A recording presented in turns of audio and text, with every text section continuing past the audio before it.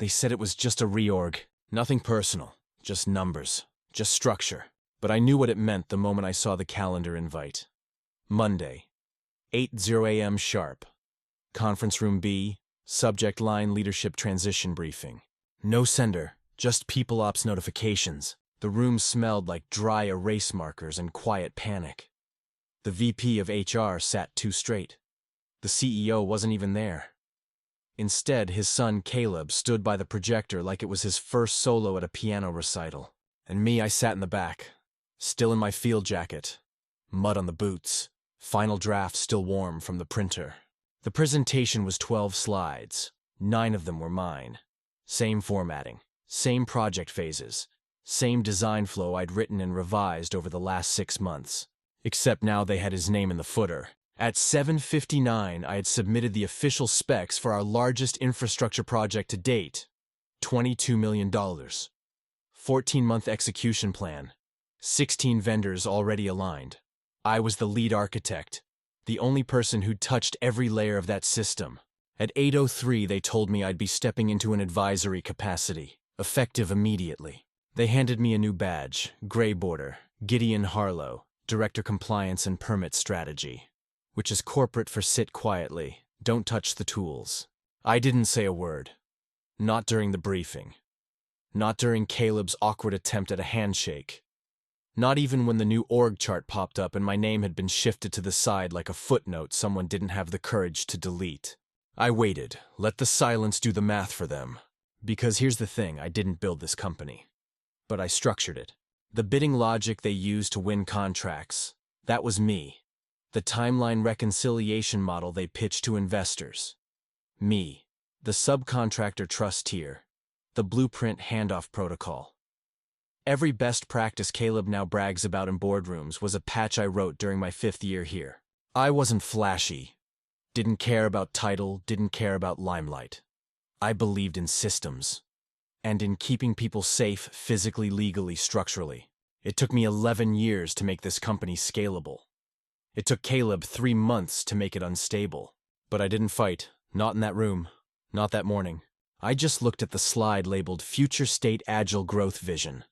Saw my architecture turned into buzzwords, and thought you left the foundation. You're building on air. After the meeting, I went back to my office, pulled the framed certificate off the wall International Project Safety Award 2019, the one Caleb once said looked outdated. I put it in a box, along with the field notes from Site 47, the old vendor map, and one last flash drive. It was labeled Safebox Protocol. I'd written that failsafe 3 years ago. Not as revenge. As backup for the day they'd forget who kept the scaffolding from collapsing. That day had arrived, and I had no intention of warning them. If you've ever watched someone get erased just to make room for the boss's son, hit that subscribe button. You'll want to hear how this ends. Because the collapse didn't start with me leaving. It started the moment they stopped listening. And by the time they realize what's missing, I'll be building something better. Before the slide decks. Before the permits and phase gates. There was concrete dust-rusted scaffolding and a man named Ellis who still believed in handshakes. The day I stepped onto Site 14, it was barely holding together. A half-finished office block. Steel bones exposed. Rain pooling on the plywood flooring.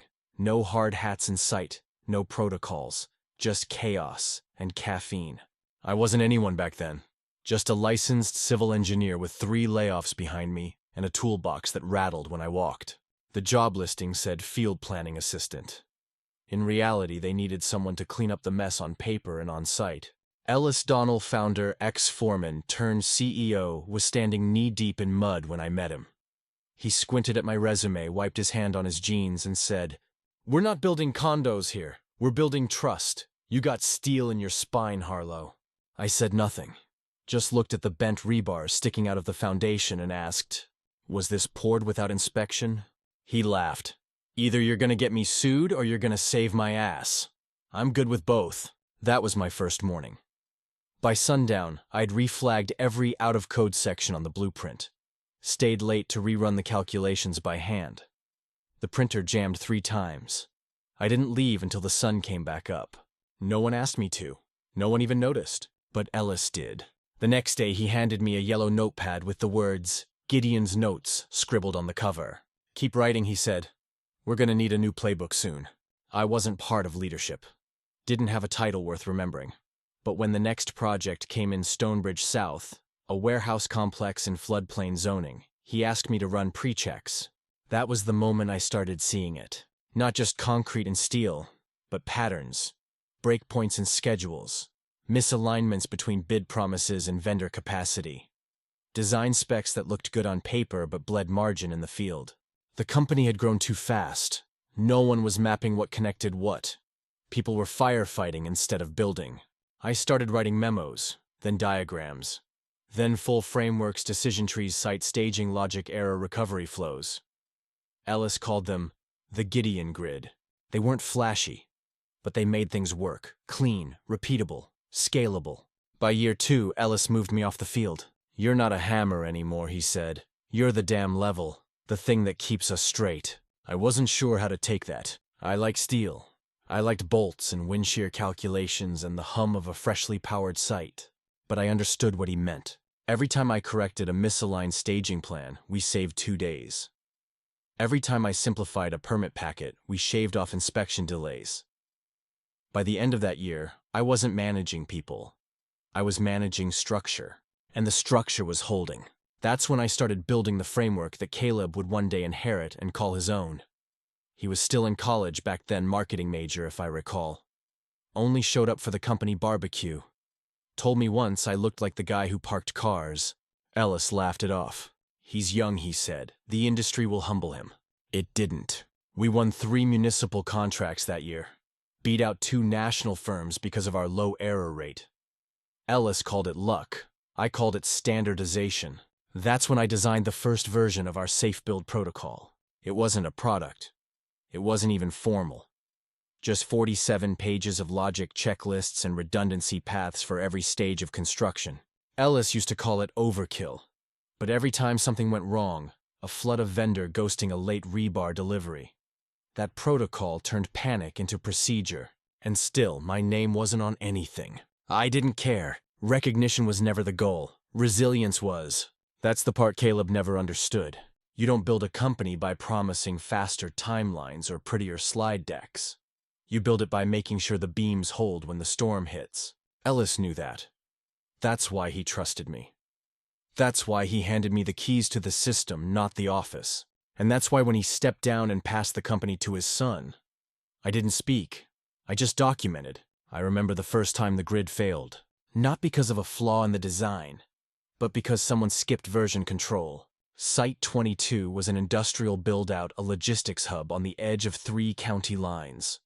Too many permits, too few inspectors. We had 16 subcontractors on rotation, each with their own schedules, crews, and priorities. Someone copied an outdated staging sequence into the system. Materials showed up a week early. No one was ready. And we burned $48,000 in idle time. That's when I stopped letting people make it work.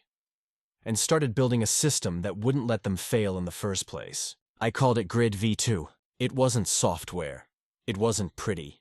It was a logic engine manual, structured, precise. Every vendor ranked. Every task assigned a failure tolerance.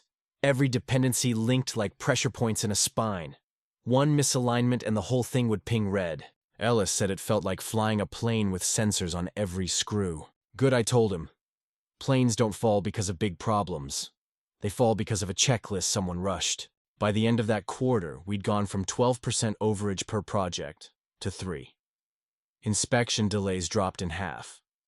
Vendor satisfaction scores went up. People liked knowing where they stood. So I formalized it. Built the first subcontractor trust tier. Platinum meant full sync early payment priority scheduling. Bronze meant you missed 2 deadlines, and we didn't call you again. The PMs complained at first. Said it was too rigid. Said I was over-indexing on control. But the clients noticed, and the bids started landing. We got our first state contract in year 6, then 2 more. Ellis would call me after every award letter. Never said congrats, just what's next. I built Grid V3 before anyone asked for it. Added predictive delays, weather flagging, real-time risk scores based on vendor load and recent changes. It got quiet after that. We weren't fighting fires. We were just building. Clean, quiet, predictable. That's when Ellis gave me my own team. Not a department. Just 2 planners, 1 analyst, and Rebecca Chan, our project coordinator with a memory like steel cable. We called it Ops Integrity. Unofficial. But everyone knew who to call when things went sideways. We didn't yell, we didn't rush. We solved, and the system held. At some point, people stopped asking who made it work. They just assumed it would. Which was fine by me. I didn't need applause, I needed uptime. One afternoon I came into the war room and saw something I hadn't expected: Ellis standing in front of the grid alone, staring at the dashboard. "Something wrong?" I asked. He shook his head. "No, it's working." "That's what's strange. We've never been this quiet." I just nodded. "Quiet is expensive," I said, "until you realize it costs less than chaos." He didn't say anything for a moment. Then he turned to me. "If I gave you the whole operation," he asked, "what would you change?" I didn't answer right away. Didn't need to. I just pointed to the one red alert still blinking. "Vendor 47, I said. "Their OSHA record's out of date." Ellis laughed. "God help whoever replaces you." He said it like a joke, like I was carved into the walls. But the walls don't get to vote when ownership changes hands. And the next person wasn't looking at the red alerts. He was looking at the green ones and wondering how to make them flash faster. That's the thing about well-built systems. They become invisible until someone tries to make them louder, or cheaper, or flashier. And by then, it's already too late. The first time Caleb changed the grid, he didn't tell me. He told marketing. The new slide deck had my structure, my sequence, my vendor tiering. But the timeline buffers were gone. All the yellow zones I'd embedded to absorb change deleted. It looked clean, symmetrical, like someone had airbrushed a circuit board. I didn't say anything. They presented it to the board the next day. Called it streamlined operational forecasting. I watched the head of marketing nod like she understood. She didn't. She just liked how the bar charts moved faster. Caleb started showing up more after that. Not in steel-toe boots, not with inspection reports. He came with coffee buzzwords and a tablet full of pitch decks. Ellis called it good initiative. Said he liked seeing his son take ownership. Said it reminded him of himself back when he built things with his hands. Only Caleb didn't build. He advised. Suggested we switch to a SaaS-based PM tool for visibility. One that didn't support phased permits or vendor score scoring. But it had great color coding. Rebecca flagged the gap during a Tuesday sync. "This won't let us tag regulatory deltas," she said. Caleb waved her off. "We'll create a workaround." I looked at Ellis. He just stared at the ceiling. Didn't speak. Didn't stop it. That was the day I started exporting backups. I didn't argue. Didn't raise my voice in meetings. Didn't challenge Caleb in front of the team. I just watched and documented. He began revising timelines on active projects. Removed the stagger between site prep and equipment arrival. Combined vendor packages to reduce admin load. I checked the numbers. He'd shaved 4 days. Added 26 risk points, but the dashboard still glowed green. Because he hadn't touched the logic, just the visuals. I warned Ellis once, quietly, after hours. "He's treating structure like suggestion." Ellis ran a hand through his hair. "He's trying to make his mark. He's erasing ours," I said. The slide deck incident was small, but it echoed. Soon client calls were routed through Caleb. Vendor complaints redirected to ops admin. My inbox filled with questions I used to answer on calls. I stepped back, not because I wanted to, but because I knew where this was headed. It's easier to burn the blueprint than admit you don't understand it. And Caleb, he was already holding the lighter. 2 weeks later, he hosted his first all-hands. Rebecca and I stood near the back. He wore a blazer, quoted McKinsey. Said we were entering a new chapter of operational agility. Said we'd outgrown legacy protocols. Said the future was velocity. Someone clapped, maybe out of habit. Rebecca leaned toward me. "Is he cutting Tier 2 vendors on Riverside?" I nodded. "He thinks he can consolidate framing and interior finish to one contractor." She winced. "They're 3 weeks apart on code sequencing." "I know," I said. She shook her head. "He's going to snap the structure." "No," I said quietly. "The structure will hold, but the timeline won't." Later that night, I stayed late. Opened the system log. Watched the audit trail light up with edits under his username.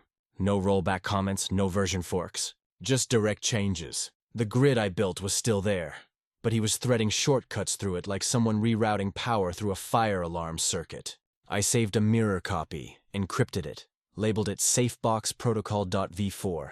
Not out of spite, but preservation. Sometimes when a system breaks, people blame the wrong engineer. I wasn't going to give them that chance. They called it innovation. I called it noise. But noise doesn't collapse a system. Silence does when it replaces the people who knew what not to touch. The first crack didn't show on the blueprint. It showed in a voicemail. Miguel Santos, one of our most trusted foremen, called at 6:43 a.m.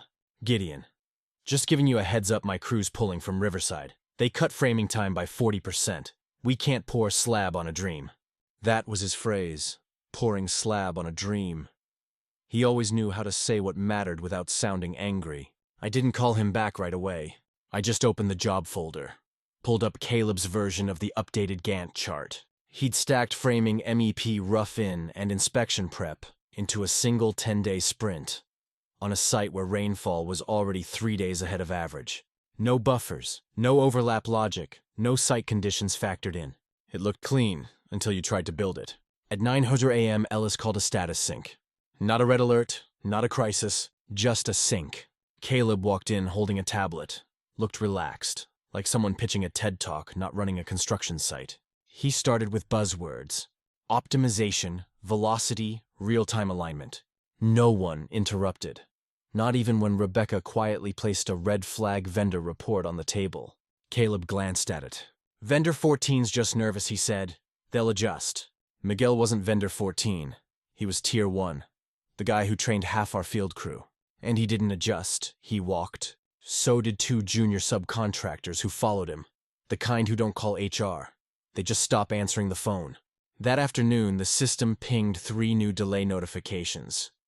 Inspection sequencing failed to match submission queue. 2 permits sat in pending status because Caleb had skipped the staggered filing. I watched the dashboard light up amber. Not red. Not yet. But close.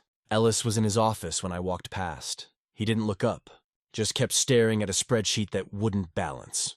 I stood there a moment, then moved on. You can't help someone who refuses to read the instructions, especially when he thinks he wrote them. By Thursday, the Riverside site was down 4 days. The new vendor Caleb hired for framing reported incomplete materials. One of their trucks jackknifed in the mud, no ground prep had been done. Rebecca pulled me aside. Should we escalate? I shook my head. Not yet. She frowned. He's running it blind. He thinks speed will outrun failure, I said. It won't. She nodded. Then you're still backing everything up, right? I didn't answer. Just opened my laptop and typed a version label. Grid v3.6 pre-collapse. Caleb didn't notice the tension. He was busy preparing for a client check-in. Used my original deck again. But he'd stripped out the risk tolerance section. Said it made us look hesitant. Clients like confidence, he told the team. Confidence. As if confidence could hold rebar. The following Monday, I got another voicemail. This one from City Inspection. Mr. Harlow. This is a courtesy call. We've received conflicting reports about sequencing at Riverside. If we don't have corrected documentation by end of day, we'll have to issue a temporary stop work. I didn't respond to that one either. Not directly. Instead, I emailed the archived permit packet to Rebecca. Titled Riverside Approved V2, signed, dated, accurate. No commentary. Just the file. At the 3 p.m. project sync, Caleb arrived late. He smiled, said everything was under control. Said the framing issue was a contractor mismatch, not a planning flaw. No one challenged him. Not even Ellis. They all just let it slide. Until I opened my laptop. Mirrored the dashboard. Switched to legacy mode. It showed every deviation. Every delta in logic. Every missing confirmation that Caleb had skipped over. I didn't explain. Didn't accuse. I just left the screen up. For the next 5 minutes, the room was silent. Just the quiet hum of machines and slow recognition. Then someone coughed. Caleb said something about needing to realign inputs. No one replied. I closed the laptop. Got up, walked out. Sometimes saying nothing is the loudest thing you can do. And sometimes a foundation doesn't crack from impact. It cracks from pressure it was never meant to absorb. The downtown complex was supposed to be our crown jewel. 18 months, 6 phases, 12 contractors, and a custom structural logic I designed from the first footing to the final inspection. It was the kind of job that either built a company's legacy or exposed its foundation. I'd spent 9 months mapping it, 3 more refining scope creep control. I knew every bolt in that structure before the first shovel touched dirt. And then one morning I found out I wasn't on the team anymore. The meeting invite came with no agenda. Just downtown complex strategic alignment, 10 a.m. When I walked in, Caleb was already presenting. Polished, confident.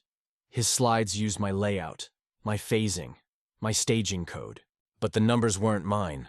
He'd shaved 4 weeks off the schedule, merged 2 contractor tiers, and moved the permit buffer to post-construction, which isn't a buffer. It's a disaster in a suit.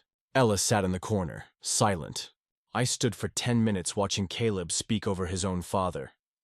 The same man who once told me, timelines are flexible, but integrity isn't. Now he just nodded. When Caleb finished, there was polite clapping. Someone asked about risk margin. Caleb said we were pioneering lean execution. That was when I walked out. Later that day, Rebecca found me in the back lot, coffee in hand, quiet. "You're not in the project folder anymore," she said. "I know. He replaced your entire module with a Gantt clone. Doesn't even track permit lag." I didn't respond, because I already knew what came next. That evening, I checked the shared system. Downtown Rev 3, the new baseline. No safety margins, no inspection tiering, no signature. Except mine. They'd left my name in the metadata. Not out of credit, out of habit. I deleted it silently. The final conversation with Ellis happened 2 days later. His office smelled like old carpet and late nights. He looked tired, not defeated, just done. "I didn't expect you to take it so personally," he said. "I didn't." He shifted. "It's just time for new ideas. Caleb's bringing energy. Energy isn't structure. Silence. Then he needs space to lead." I nodded, and I need space to leave. I didn't slam the door, didn't raise my voice. I drafted the resignation letter at 6:47 a.m. Typed, dated, quiet. Left it on his desk before he arrived. At 8:00 a.m., the downtown complex client sent a reply to the revised proposal. "Appreciate the ambition. Timeline seems aggressive. Please confirm who will be leading site integrity." No one answered for 36 hours, because the only person who could had just walked out. They didn't fire me. They didn't need to. They just stopped using what I built and expected it to hold anyway. If you've ever watched someone get pushed aside, not for failing, but for doing things too well, hit the subscribe button. I'm not done building, and the story doesn't end here. I cleared my desk in 37 minutes. No photos, no trophies. Just a folder of signed compliance records, a backup flash drive, and a notebook Ellis once gave me with the words, "Keep building," scrawled inside. I left it behind. The desk was lighter without it. So was I. No one said goodbye, which was fitting. You don't hold a farewell party for a load-bearing wall. Outside, the sky was overcast. The kind of dull gray that makes concrete look softer than it is. I didn't look back. There was nothing left I needed to see. 2 days later, the first permit bounced. Downtown Complex, Phase 2A. Framing inspection had been scheduled before the foundational steel was signed off. That's not just bad sequencing. That's negligence. Rebecca flagged it in the system, but the new PM Caleb's handpick overrode her notice. Said we'll handle it in post-review. There is no post-review for foundation. You either get it right the first time, or the building keeps the scar. By end of week, the site had missed 4 milestones. The inspection board placed the project on conditional monitoring. That's a soft warning. A yellow card before the red. But even yellow spreads, slowly, quietly, like moisture under drywall. I got a message from Miguel on Saturday. Just one line. They skipped site compaction. Again. I didn't answer. He didn't expect me to. Monday, 8:00 a.m. A board mail auto-triggered from the system I'd built. Subject sequence variance detected Zone 3. 4-day misalignment. It wasn't addressed to me. Not anymore. But it still found its way into my archive inbox. Because I'd hard-coded the legacy loop to always send one copy to Ops Integrity, even if the team didn't exist anymore. Legacy doesn't forget. People do. That afternoon, Rebecca showed up outside the cafe I sometimes sat in. She didn't order anything. Just stood there watching the traffic pass. "I thought we deleted the legacy loop," she said. I didn't look up. "You renamed it. You didn't delete it." She slid a tablet across the table. On the screen, Grid V3 legacy mode status running. Amber. "Do you know it's still pinging site conditions?" "Yes." "Did you do that on purpose?" I looked at her. No, I did it because no one else was watching. She sat down across from me, quiet. Hands folded around the tablet like it might break. It's falling apart, she said. I waited. Caleb won't listen. Ellis won't step in. Vendors are ghosting. Clients are stalling. And people are scared to speak up. I didn't reply. Do you want to fix this? I shook my head. I already built the fix. They broke it. We sat in silence for a while. Just the sound of espresso machines, silverware, and somewhere in the background, something unspooling. I stood up first. Rebecca didn't ask where I was going. Didn't try to follow. She just said, I kept one copy of your grid, the real one. I didn't have permission. I didn't care. I nodded once, then walked away. Some things break from pressure. Others break from misuse. But the worst kind of failure is the kind they blame on ghosts. The downtown complex missed its third milestone. The site report used the phrase, unstable load sequence, awaiting structural recalibration. That's a sanitized way of saying the framework cracked before the slab even dried. Caleb blamed the supplier. The supplier posted a photo of the misaligned beams on LinkedIn. No hashtags, just the image, just the damage. By noon, 3 vendors pulled out of scheduled bids. One sent a single-line email. If you're not running structure, we're not sending steel. I watched it unfold from a bench, far from the site, far from the office, close enough to feel the shake. Ellis didn't call, neither did Caleb, but the silence was heavier now. Like they were waiting for something to stabilize on its own. The system doesn't do that. Not without a center. Rebecca forwarded me an internal slide one Caleb had scrubbed for a repitch. Same header, same design flow, but the timeline no longer curved with phase overlap. It ran flat, rushed, unforgiving. She didn't write anything in the message, just attached the file. That night my inbox pinged. Not from the company, from Adrian Voss. I hadn't heard from him since the municipal bid 2 years ago. His message was short. 3 projects, 15 demallers total. My people can't finish what yours started.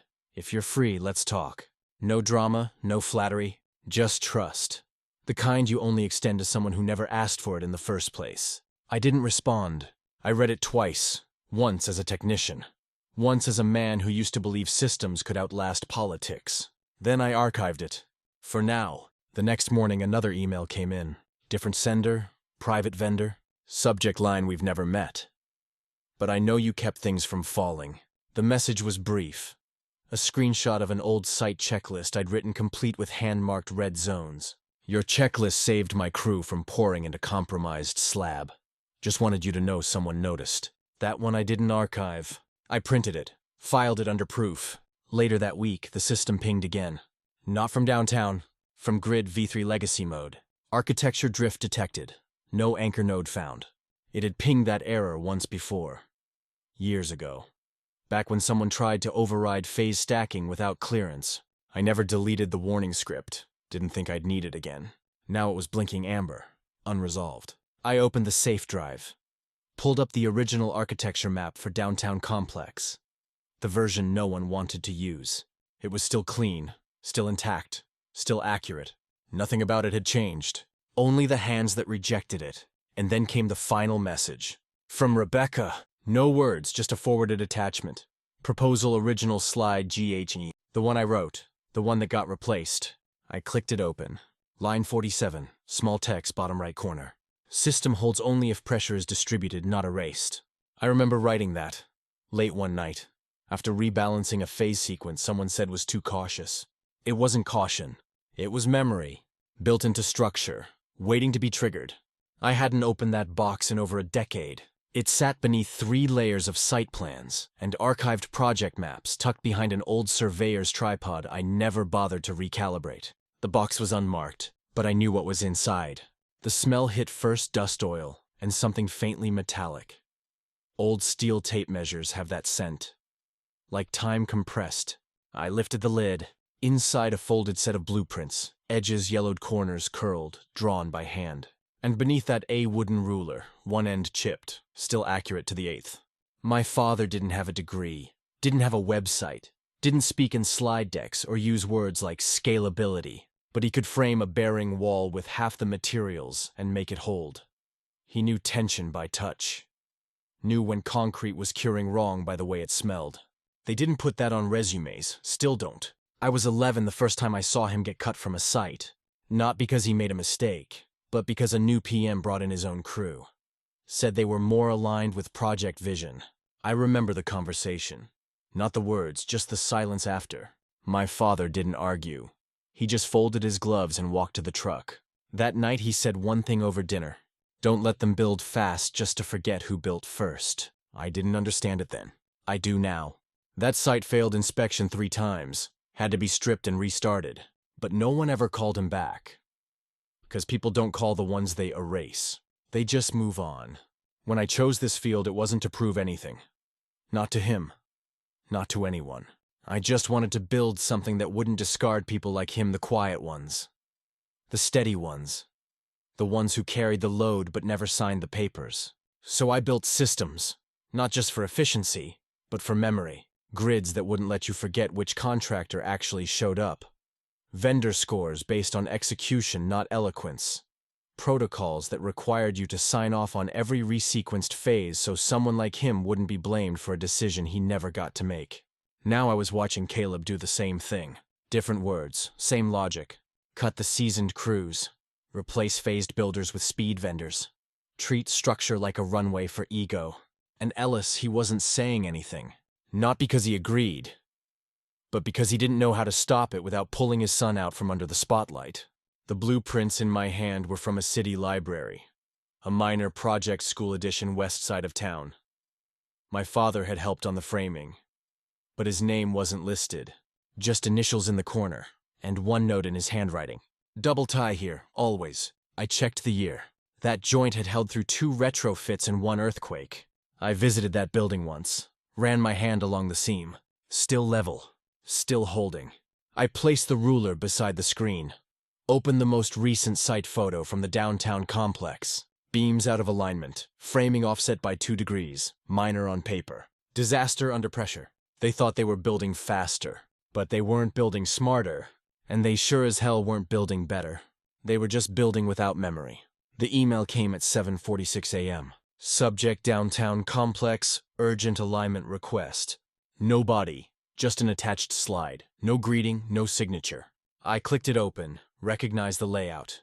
It was my original design. Only this time, it had someone else's name in the footer. And the phasing sequence had been altered. The buffers were gone. The vertical stack had been compressed.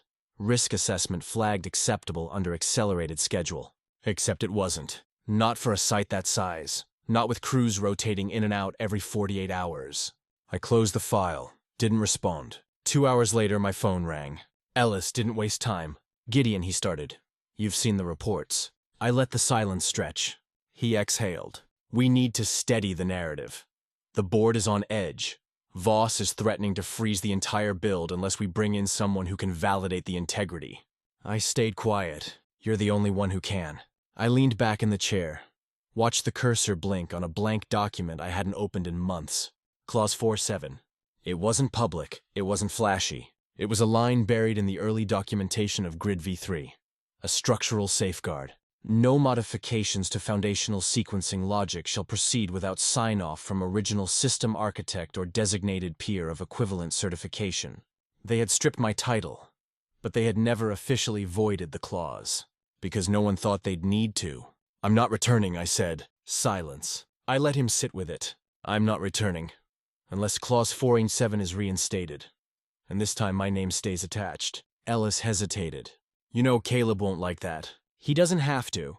It'll embarrass him. It'll stabilize the build. He didn't argue. Not really. When systems are failing, politics get quiet. By 3:00 p.m., I received access credentials. Temporary clearance. Review only. No edit rights? I didn't ask. I didn't need them. I opened the grid in legacy mode. Navigated to the phasing logic. Tracked the deltas Caleb's team had inserted. They hadn't even tagged the overrides properly.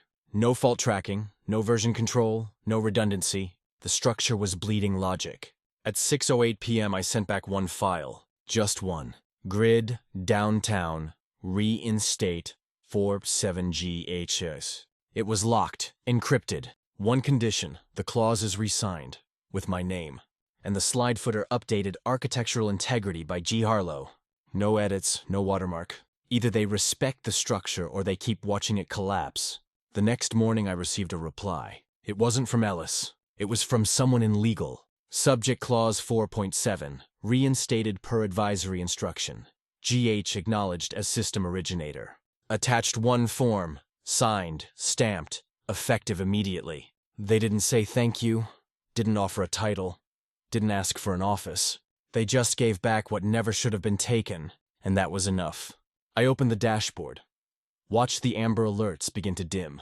Slowly, but predictably. Structure, when allowed to breathe, knows how to repair itself. All it needs is permission to hold again. They didn't see the shift when it started. That was the point. I didn't need a title. I just needed a keyboard. The Monday after my clause was triggered, the operations dashboard began to drift back toward coherence. Slowly, a margin at a time. I hadn't told anyone I was working behind the scenes. I hadn't asked permission. Clause 4.7 didn't require it. At 6:14:08 a.m., a log entry appeared on the system admin panel, Clause 4.7, enforced by Garlow. It wasn't a declaration, just a receipt. By noon, 5 subcontractors had re-engaged. Not because of Caleb's calls, he hadn't made any.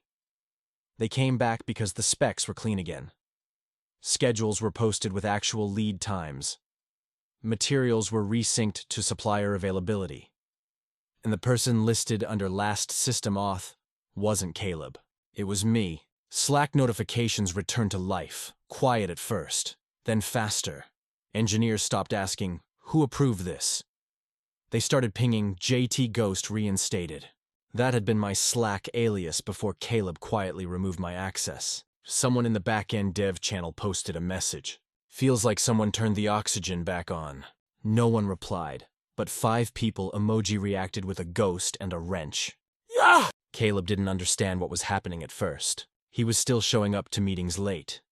Still throwing around buzzwords like modular redundancy and asymmetric resourcing. But the teams had stopped looking to him for technical resolution. They were looking elsewhere. Into a shared folder labeled Fail-Safe Ops. A folder I had created 3 years ago and reactivated 3 days ago. Inside that folder was everything they needed. Contingency blueprints, timeline recalibration tools, archived vendor specs, and a real-time tracker tied to zoning code updates. The note at the top said, "Use it if the system loses its spine, GH." Adrian Voss didn't call Caleb anymore. He sent a message straight to Ops. "Assume GH's running point, we're moving again." Simple, sharp, final. That same afternoon, Rebecca emailed me. "Subject signal restored." They didn't even notice it was you. But we did. I didn't reply, not out of pride, just signal clarity. Tuesday morning, Caleb tried to assert control again. Called a team stand-up. Demanded everyone report status updates live in person. Only half the team showed up. The others were on site, doing the work, following a schedule that no longer bore his initials. I heard from Rebecca later that afternoon. She said Caleb paced the war room for 20 minutes before finally muttering, "Why is no one syncing with my updates?" Someone apparently had answered, "Because they already have updates they trust." Wednesday, the Riverside inspectors returned. This time the blueprint files had been restored to the original permit-approved versions. The ones I drew up before Caleb, optimized them into chaos. I hadn't pushed them manually. They'd been synced by the watchdog protocol I left behind, triggered by a 72-hour non-compliance loop. The inspector signed off without a word. By Friday, the air felt different. The dashboard had gone from red to amber, then to green. Slack was quiet again, but in a good way. No one was chasing fire. No one was guessing next steps. The crews were executing, not because of me, not directly, but because the structure I'd once built was breathing again. I didn't need applause. I just needed the system to remember its spine. And it had. That night I sat alone in the temporary trailer outside Phase 2. The lights inside the old Donnelly office were still on. Caleb was probably in there rewriting emails, wondering why people weren't replying. He thought leadership came from noise. He never understood that real control doesn't come from a podium. It comes from architecture, from things that hold. Whoa! I sipped cold coffee, checked the logs one last time, and issued a silent command. Reinstate vendor loop phase 2 only. One by one the names lit up. Martinez Drywall, Lion Electric, Northspan Glass. They weren't coming back for Donnelly. They were coming back for what I designed. I didn't need to raise my voice. I just had to restore the signal. I didn't expect the message, not after all this time. It came through the dormant Slack channel we used to coordinate change orders back in Phase 1. The channel hadn't seen activity in months. Just ghost data and pin diagrams from a better era. The alert was subtle. A.G. Harlow System Request Review Node Integrity. Then 3 words, no signature. Clause 47 reinstated. I sat back staring at those words. Not out of shock, out of confirmation. The failsafe had finally tripped. Clause 4.7 wasn't a legal trap. It was a restoration protocol embedded quietly into the original digital blueprint spec, a line buried deep in the contractor index that most execs never bothered to review. It stated, in cases of demonstrable systemic compromise, the original architect shall be granted temporary override authority to stabilize the architecture. No one had noticed it when they rewrote the org chart, not even Caleb, especially not Caleb.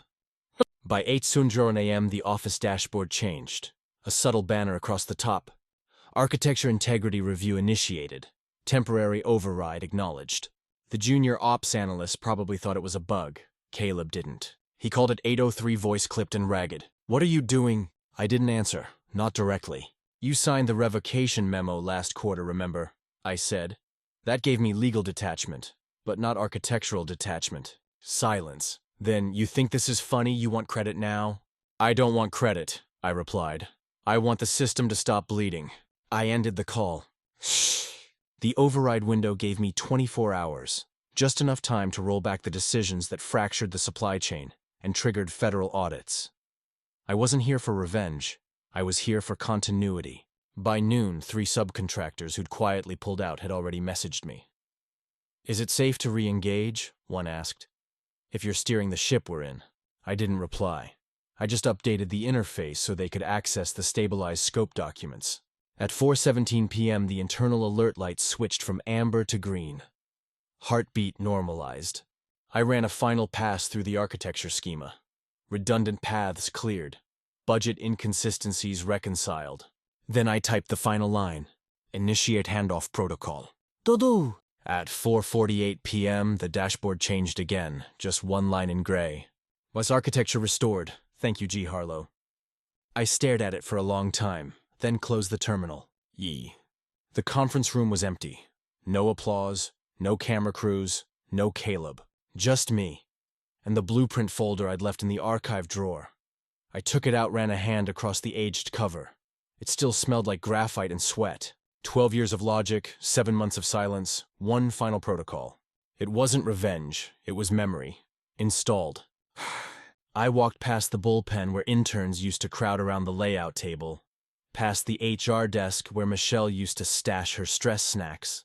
They were all gone now, but the floor remembered. As I reached the exit, I took one last look at the wall where they'd mounted my old site photo, the one from the state-funded Civic Center job.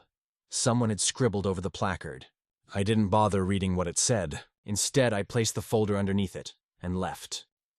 You know, people like Caleb always think the system is about control, but it's not. It's about alignment. When you build something right, it doesn't fall just because someone unplugs a few nodes. It waits. Holds, reconnects. That's the kind of structure I believe in, and the kind of people I write for. If you've ever built something only to watch someone else take credit, if you've ever been pushed out by someone who thought titles mattered more than trust, then maybe these stories are for you. Hit the subscribe button. We're just getting started, and I still have blueprints left to write.